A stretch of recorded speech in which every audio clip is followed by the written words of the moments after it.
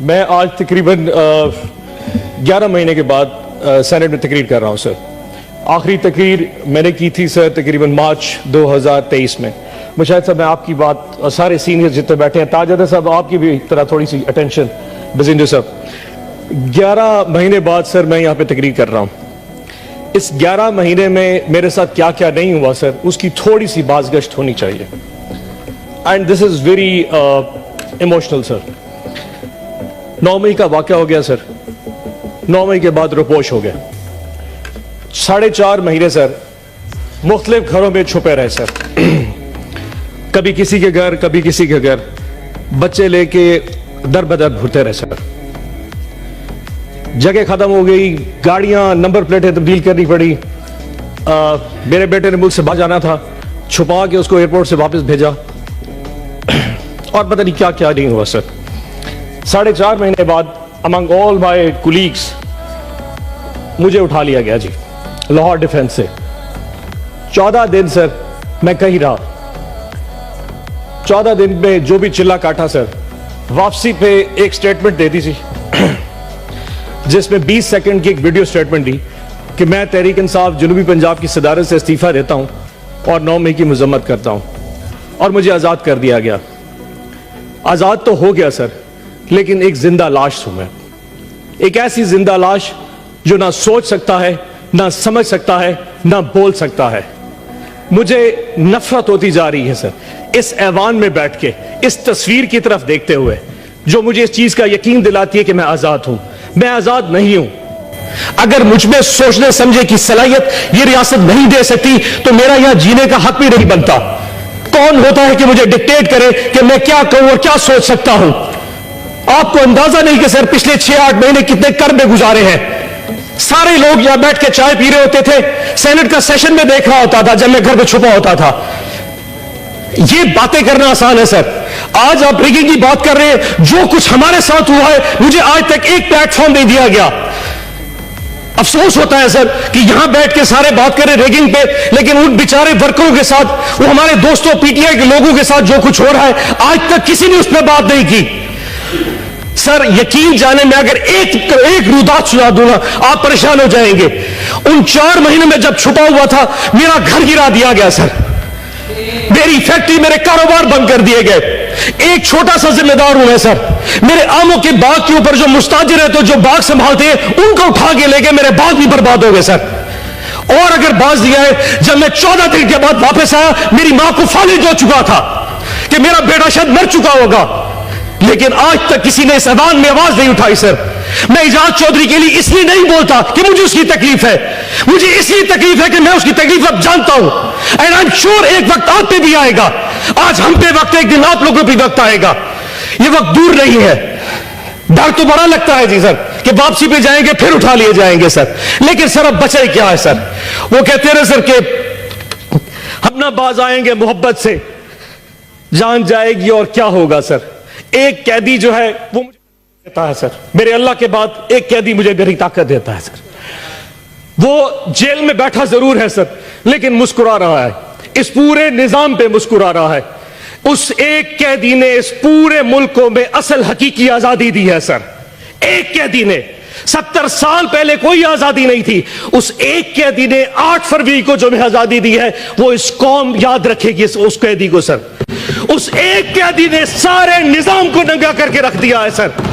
8 फरवरी को, जब इससे पहले 6 महीने मैंने डिप्रेशन में गुजारे सर, जब 8 फरवरी को मैंने लोगों को निकलते देखा, जितनी कुछ प्री पोल रिगिंग की गई, हमारे कैंडिडेट्स उठा लिए गए, जलसे जुलूस नहीं करने दिए गए, किसी कुछ भी नहीं करने दिया। लेकिन 8 फरवरी को जब आवाम निकली, वो नून लीग और पीपल्स पार्टी के जब उनके कैंप्स में जाके सर वहां से पर्ची बनवा रही थी, एंड पे जाके खौफ में जाके वोट इमरान खान के कैंडिडेट को दे रही थी, किसी बैंगन को, किसी जूते को, किसी सब्ज मिर्चों को, जो जो भी निशान थे।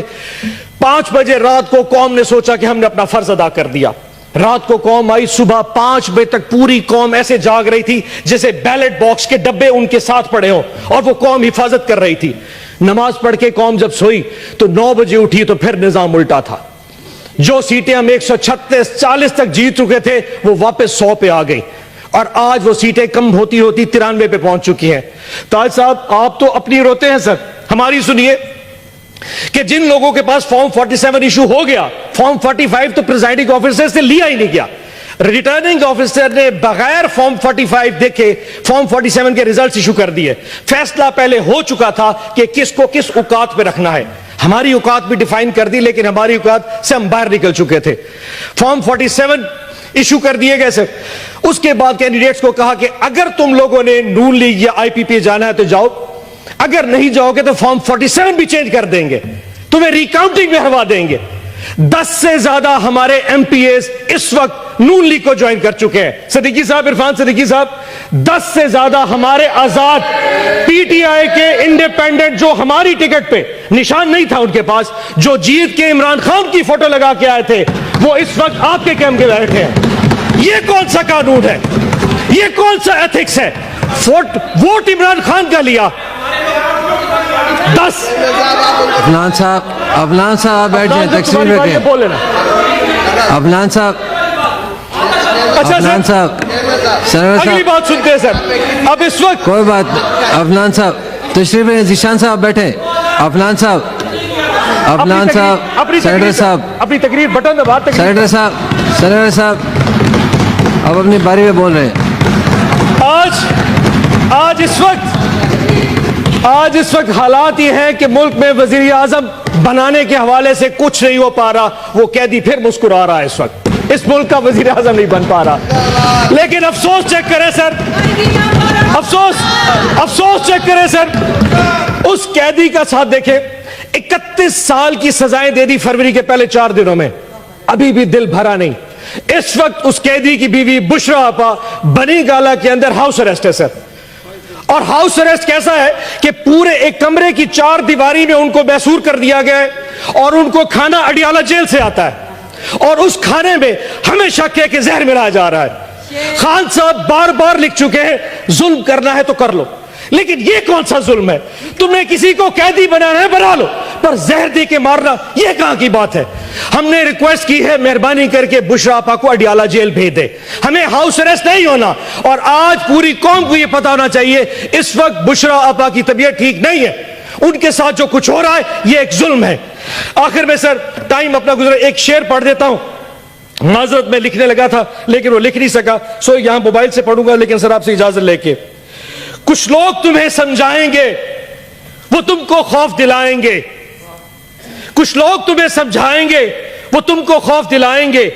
जो है वो भी खो सकता है, इसरा में राजन है इतने। कुछ या और भी हो सकता है, कुछ तो अक्सर होता है। कुछ और यहां हो सकता है, कुछ और तो अक्सर होता है। पर तुम जिस लम्हे में जिंदा हो, ये लम्हा तुमसे जिंदा है। ये वक्त नहीं फिर आएगा, तुम अपनी कर गुजरो, जो होगा देखा जाएगा। पाकिस्तान जिंदाबाद, इमरान खान जिंदाबाद।